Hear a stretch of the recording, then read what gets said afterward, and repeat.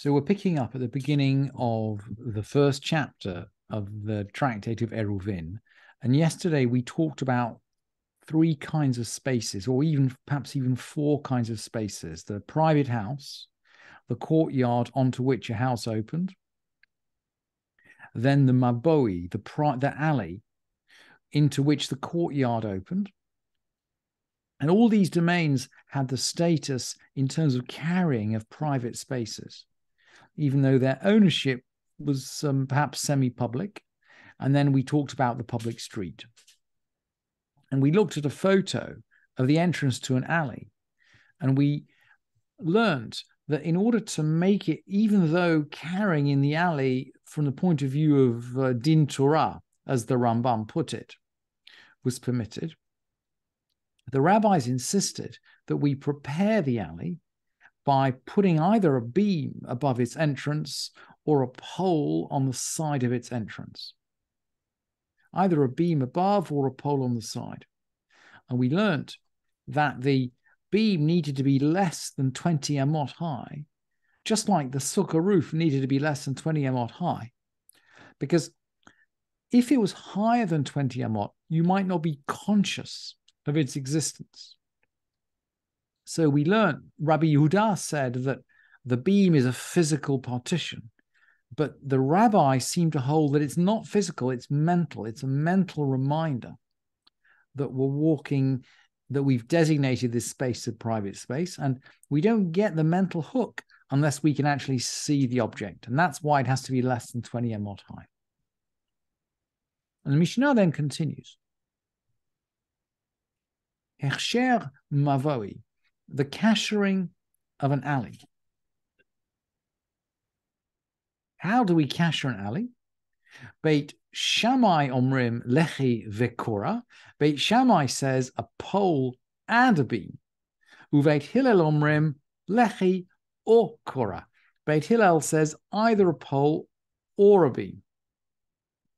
We know Beit Shammai are generally stricter, and we know that Rabbi Eliezer, by the way, is completely mad. And so it won't surprise us that Rabbi Eliezer Omer lechayin, he says two poles. The halacha is clearly, or we know generally the halacha goes according to Beit Hillel, is clearly not going to go to Rabbi Eliezer. And then in the name of Rabbi Yishmael, maybe there's a tension here between Rabbi Yishmael and the later schools, because Rabbi Yishmael is, he's I think he's killed by the Romans, actually. He's getting old. Rabbi Ishmael is already old by the time of the Hadrianic persecutions. He's killed by the Romans. So we're really thinking back here. Mishum Rabbi Ishmael, in the time of Rabbi Ishmael, Amar Talmid Echad Lifnei Rabbi Akiva, one student stated in front of Rabbi Akiva. Now, Rabbi Akiva is also killed in the Hadrianic persecution, but he's and the next generation along, right? So we are listening to the old and the new here.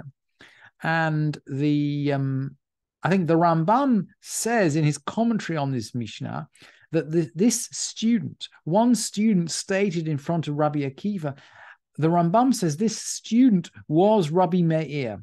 And Rabbi Meir, by the way, is sort of halfway between those two generations. So Rabbi Meir is the link. Maybe, anyway. So one student, Amar Talmid Echad, one student said, Lifnei Rabbi Akiva, Lo nechlaku Beit Shammai uBeit Hillel al mavoi shehu pachot me'arba amot shehu overlechi overkora. They didn't disagree concerning an alley that was less than 4 cubits wide. So that's about 2 meters wide. By the way, this alley here, let's go back to that photo. This photo, by the way, was taken in Marrakesh, where it's a very old medieval town. It feels a little bit like, the kind of towns where the Mishnah might have been. And these alleys are about 2 meters wide, actually. They're mainly about 2 meters wide. So they are about 4 amot. That's an interesting correlation with the kind of the language of the Mishnah. Anyway, this student, perhaps Rabbi Meir, said they didn't disagree about an alley that was less than 4 cubits, so less than about 2 meters. That could be made either with a pole or a beam, but they did agree with one that was wider than 4 cubits and narrower than 10. Why narrower than 10? Well, we already learned in the first Mishnah that it has to be narrower than 10. Beit Shammai then says both a pole and a beam, and Beit Hillel say either a pole or a beam. Amar Rabbi Akiva said, Al zeh ve'al zeh nechlaku. So Rabbi Akiva is going to throw out Rabbi Ishmael. And here you can feel a little bit the tension between the old and the new. Rabbi Akiva says, no. They disagreed on both cases. And of course, we're going to hold like Beit Hillel. What kind of beam do we need? HaKorah she'amru, what the beam they were talking about. Ruchava kadei lekabel ariach. It's got to be wide enough to hold an ariach. What's an ariach? An ariach is basically it's a word for a small brick. And actually, the Mishnah expects you not to know this because actually, the Mishnah explains ve'ariach. What's an ariach? Chatzi levena shel shlosha tefachim. It's half of a brick of 3 hands breadths. And the Mishnah continues, Daya la korah shetehi rechava tefach kadei lekabel ariach leorko. It's enough for the crossbeam to be 1 hand's breadth wide. Let's just have a look at this ariach and let's just see what it means. I found you an ariach, or I found you a Roman. The Roman bricks came in different sizes, by the way, but the only one that seemed to be like 3 tefachim is a type called a basalis, which is about kind of 20 to 25 centimeters square. And I picked this one because it's exactly 24 centimeters square. And a hand's breadth, the tefach is just about 8 centimeters. So this one is 3 hand breadths square, just like the Mishnah says. The ariach is half of one of these bricks. So we're going to split the brick into 2, and we're going to make it rectangular. But it starts off square, right? It starts off 3 hands breadth square. And look, here's a whole set of Roman bricks, actually, with different size, which were excavated in Spain. They seem to be from the 2nd century. So these are from the times of the Mishnah, right? You can see, by the way, Roman bricks are much flatter than the bricks we have today. And that's characteristics like, if you just Google Roman brickwork, you'll see that it's all made of these flat bricks. But the collection here is nicely it's nicely diversified.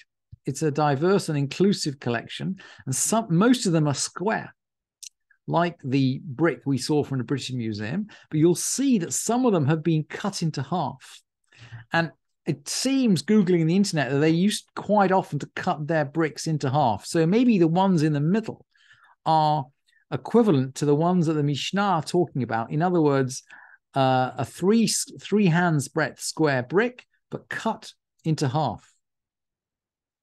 So if it starts 3 by 3, it's going to end up 1.5 by 3. Let's go back to the Mishnah now. So HaKorah she'amru rechaba kadei lekabel ariach.